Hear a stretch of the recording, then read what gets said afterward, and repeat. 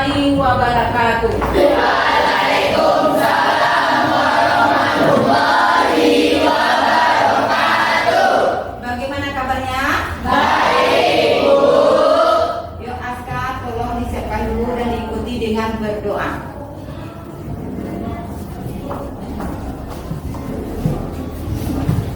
Siap, gerak. Doa mulai.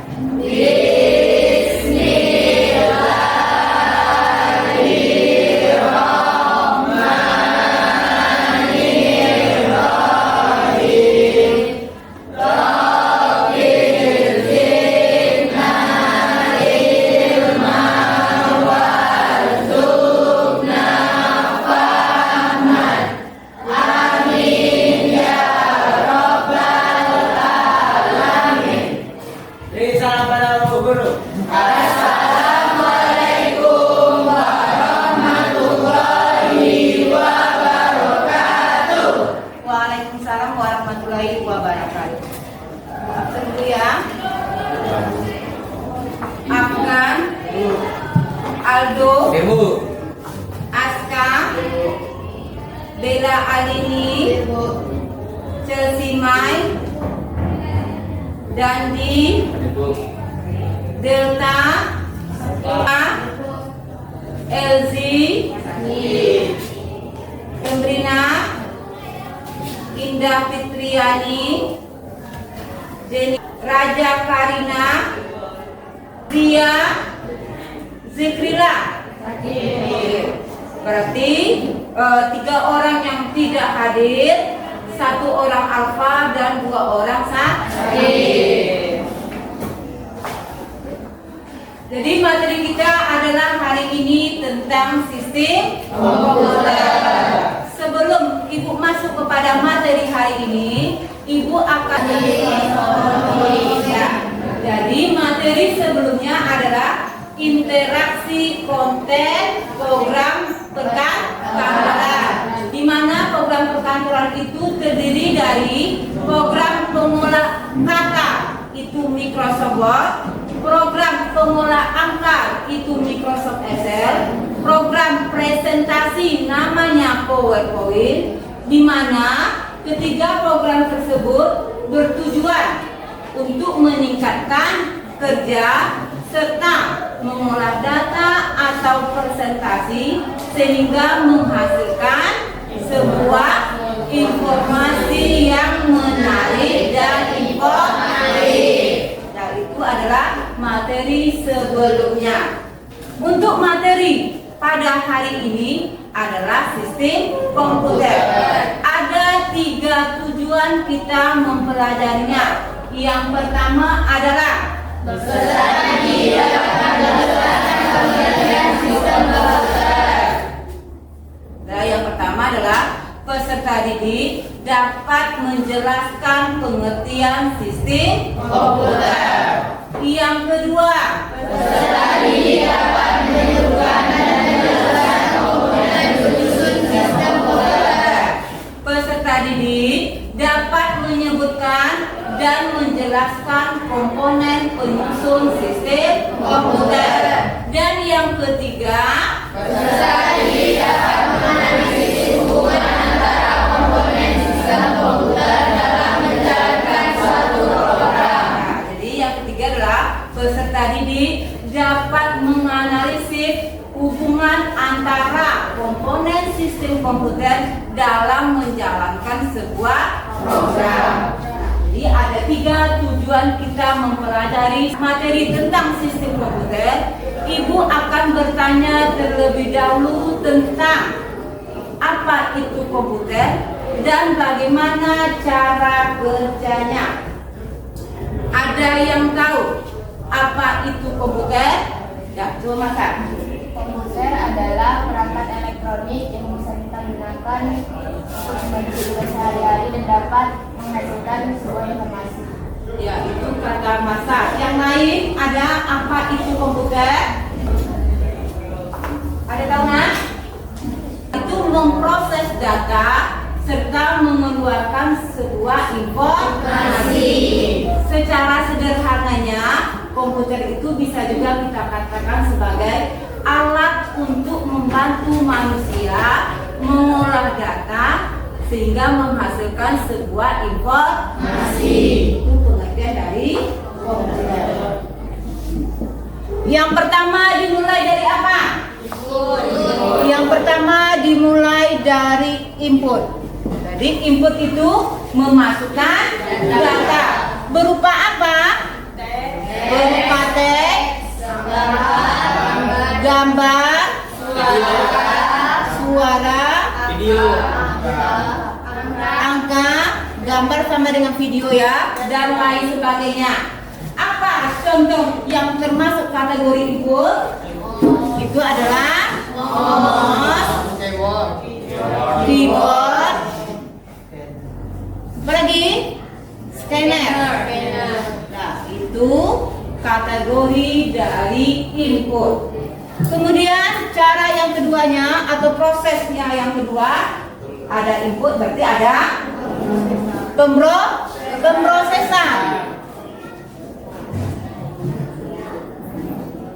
Nah, pemrosesan biasanya dilakukan di dalam CPU. Apa panjangnya?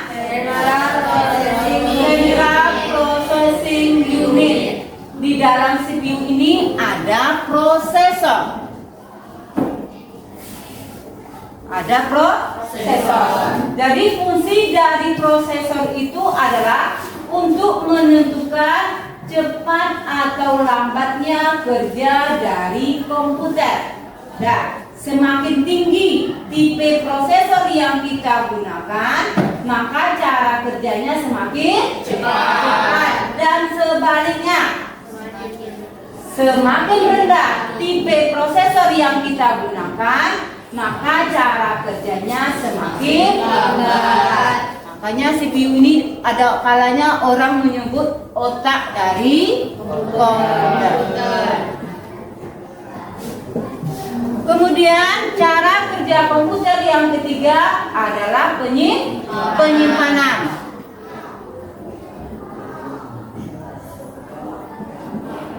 Penyimpanan ini bisa kita lakukan melalui medianya, yaitu adalah hard disk.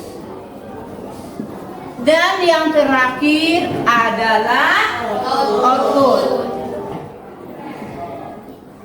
Output itu artinya adalah keluaran berupa informasi. Apa contoh alatnya? Kategori output ada printer, ada monitor, ada speaker. Nah, printer untuk mencetak hasil ketikan, monitor untuk mencetak hasil ketikan di layar monitor. Sedangkan speaker adalah untuk mengeluarkan suara. Jadi ada 3 sistem komputer. Dan ada yang tahu apa itu arti dari sistem komputer? Kumpulan perangkat yang saling terhubung dan bekerja sama untuk memproses data dan menghasilkan informasi. Kumpulan perangkat yang saling terhubung satu sama lainnya. Yang lain ada? Fikri? Nah, perangkat di sini adalah perangkat keras dan perangkat lunak. Jadi sistem komputer itu adalah sekumpulan perangkat keras dan perangkat lunak yang terintegrasi dan bekerja sama untuk mengolah data serta menghasilkan informasi yang bisa disentuh, dipegang dan dilihat. Apa contohnya? Mouse, keyboard, prosesor, RAM. RAM itu ada 2 ya. RAM 1 dengan ROM. Kalau RAM akses berarti memori yang dibuat oleh memori yang diisi oleh penggunanya. Kalau ROM berarti dibuat oleh pabriknya. Itu maksudnya. Kemudian yang kedua, perangkat lunak atau istilahnya perangkat lunak ini kebalikan dari hardware. Kalau hardware tadi secara fisik bisa dilihat, bisa dipegang. Kalau perangkat lunak secara fisik tidak bisa dilihat, dipegang, tetapi bisa dirasakan hasilnya. Contohnya adalah program, aplikasi, dan sistem operasi. Kemudian yang ketiga adalah pengguna atau istilahnya user. Apa contoh kategori yang termasuk pengguna atau istilahnya kalau ini hardware, ini software, berarti ini brandware. Jadi komponen sistem komputer itu ada tiga. Yang pertama adalah perangkat keras, yang kedua perangkat lunak, dan yang ketiga adalah perangkat manusia atau brandware. Dari ketiga perangkat ini, yang dominan atau yang sangat penting apa? Adalah pengguna. Ingat, secanggih alat yang kita gunakan, kalau tidak ada kemampuan dari brandware atau pengguna, maka alat tersebut tidak akan berfungsi.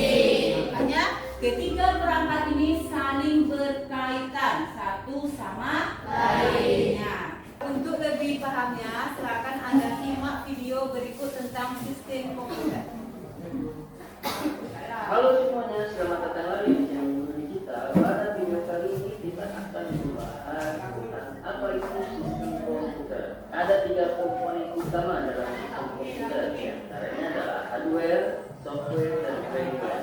Kemudian dan berinteraksi sama lain untuk melakukan proses pengamatan sehingga dapat menghasilkan informasi tanpa dilakukan pengumpulan. Demikian penjelasan tentang apa itu sistem komputer dan komponen apa saja yang kita dalamnya.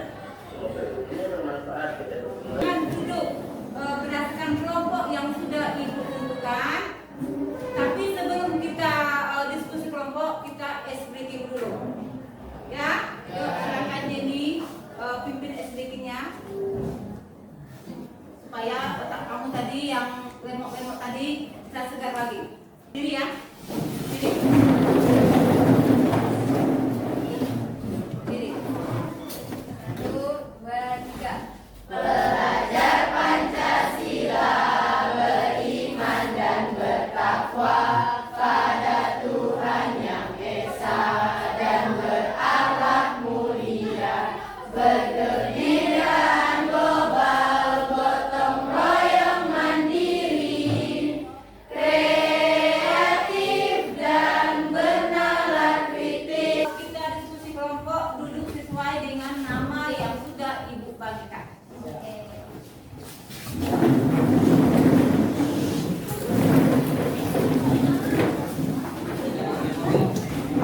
Ini adalah CPU dan cara kerjanya.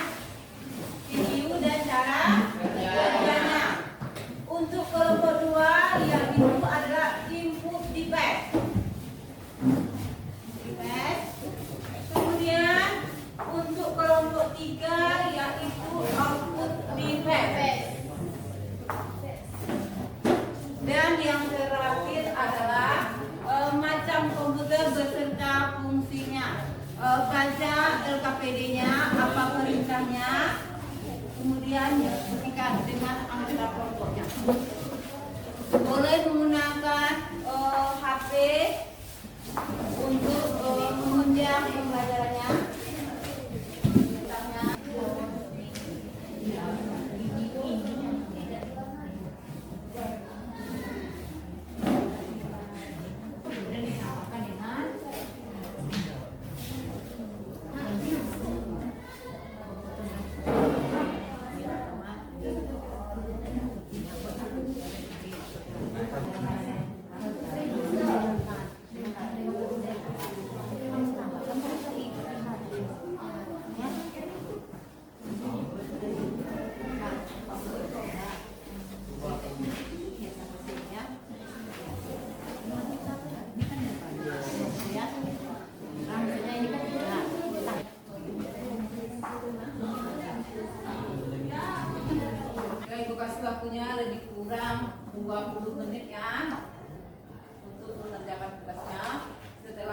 baru kita presentasikan per kelompoknya.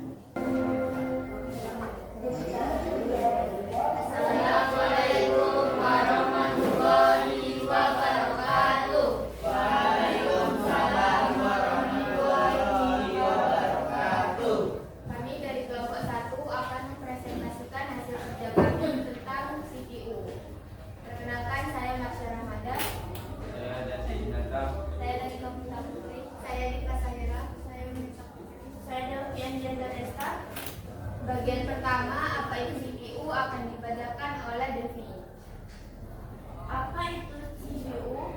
CPU atau dalam bahasa Indonesia sering disebut unit pemrosesan pusat, adalah komponen utama dalam sebuah komputer. Ia sering dianggap sebagai otak dari komputer karena bertanggung jawab untuk menjalankan semua instruksi yang diberikan sederhananya. CPU adalah bagian yang memproses data dan menjalankan program yang kita gunakan sehari-hari. Selanjutnya, bagian fungsi utama CPU akan dibacakan oleh Umi. Fungsi utama CPU mengambil instruksi. CPU mengambil instruksi dari memori komputer. Instruksi ini merupakan kode yang memberitahu CPU apa yang harus dilakukan. Mendekode instruksi. CPU menerjemahkan instruksi yang diambil menjadi data yang bisa dimengerti oleh komponen komputer. Komponen utama CPU. 1. Unit aritmatika logika, bagian yang melakukan perhitungan matematika dan operasi logika. 2. Unit kontrol, bagian yang mengontrol operasi CPU dan koordinasi dan komponen lainnya. Register, memori sementara yang sangat cepat digunakan untuk menyimpan data yang sedang diproses. Dan C. Memori cepat yang menyimpan data yang sedang digunakan untuk mempercepat akses data. Selanjutnya, bagian cara kerja CPU akan dibacakan oleh Dandi. Secara sederhana, CPU bekerja dalam siklus yang berulang. CPU ya, bacanya CPU bukan CPU. CPU. CPU. 1. Mengambil Efisien dan kinerja. Bagian terakhir, analogi sederhana akan dibacakan oleh Delvi. Bayangkan CPU sebagai seorang pekerja pabrik. Instruksi yang diberikan adalah seperti resep masakan. Pekerjaan ini CPU akan membaca resep instruksi, mengambil bahan-bahan data, pengolahannya, menjalankan instruksi, dan menghasilkan produk akhir atau hasil. Itulah hasil kerja kami. Sekarang kita masuk ke sesi tanya jawab. Silakan yang ingin bertanya untuk mengangkat tangannya. Berdiri ya, Kak.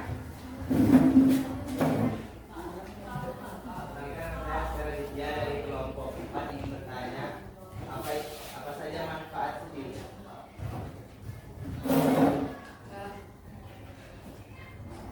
Jadi tadi pertanyaan dari Aska, manfaat-manfaat CPU.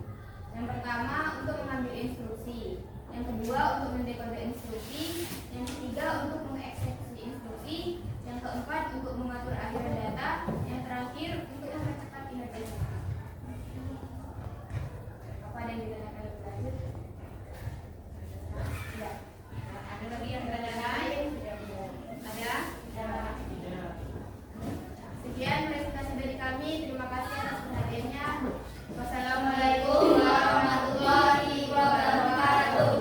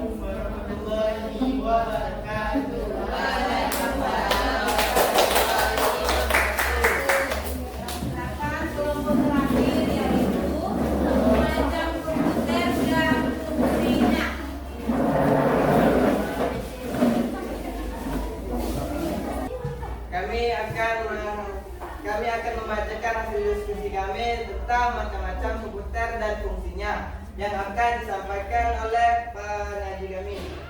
Komputer adalah menjadi bagian tak terpisahkan dari kehidupan kita. Seiring perkembangan teknologi, jenis-jenis komputer itu semakin beragam. Masing-masing dirancang untuk memenuhi kebutuhan yang berbeda. Berikut adalah beberapa jenis komputer yang umum ditemui beserta fungsinya. Grafis, animasi, dan pemodelan 3D. 6. Komputer MZ. Definisi komputer yang terkandung dalam perangkat lain. Fungsi: mengontrol perangkat tersebut secara khusus.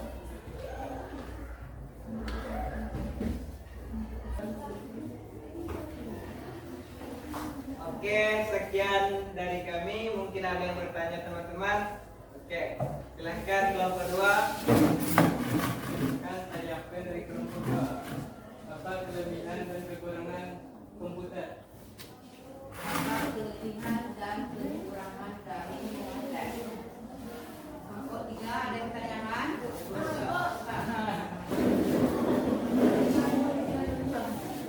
Saya Lia Savitri dari kelompok 3 ingin bertanya kepada kelompok 4. Apa saja fungsi dari sistem komputer? Apa saja fungsi dari sistem komputer? Nomor 1 ada yang tanyakan? Sama aja. Yuk, silakan.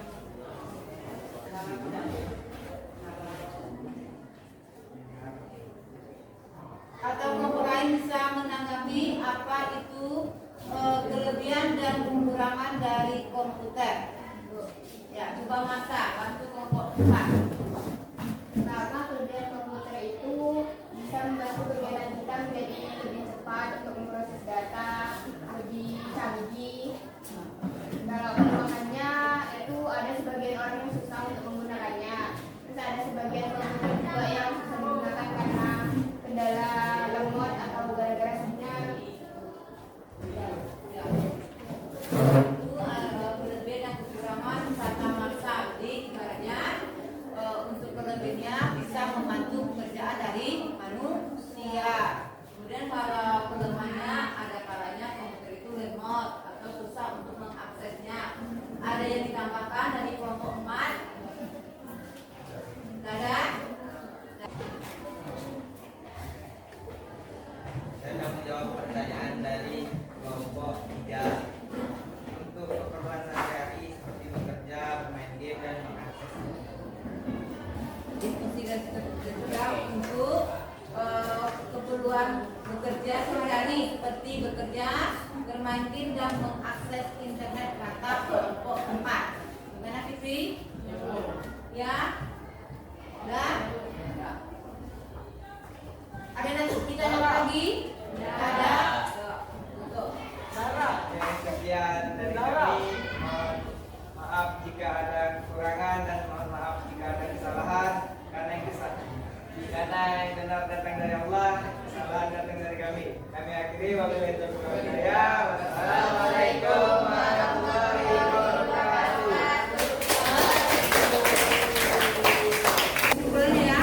Jadi pada materi ini ada beberapa kesimpulan yang dapat kita ambil. Yang pertama untuk kelompok 1 itu adalah CPU dan cara kerjanya. Jadi kesimpulannya adalah CPU itu adalah komponen yang sangat penting dalam sebuah komputer. Ia berperan sebagai otak dari komputer yang mengendalikan semua aktivitas dalam komputer. Kinerjanya sama dengan otak dari komputer. Itu kesimpulan dari CPU. Kemudian untuk kelompok kedua yaitu input device. Jadi input device ini termasuk perangkat masukan. Dia sangat berperan penting di dalam sebuah sistem komputer yang berfungsi memasukkan data dari pengguna dalam komputer. Berarti ibaratnya dia sebagai jembatan antara pengguna dengan komputer. Kemudian untuk kelompok 3 kesimpulannya tentang output device. Jadi output device ini sangat penting dalam interaksi antara manusia dengan komputer. di mana hasilnya berupa data atau informasi. Dan yang terakhir adalah macam komputer beserta fungsinya. Ingat, kalau kita membeli sebuah komputer pasti sesuai dengan kebutuhan dan anggaran kita. Tetapi setiap komputer mempunyai kelebihan dan kekurangnya, tetapi tetap mempunyai fungsi dasar yang sama. Apa aja fungsinya? Memasukkan, kemudian memproses, dan yang terakhir mengeluarkan berupa data atau informasi. Oke? Nah, Ibu rasa cukup materi kita hari ini. Untuk minggu depan pertemuan kita dengan materi adalah interaksi manusia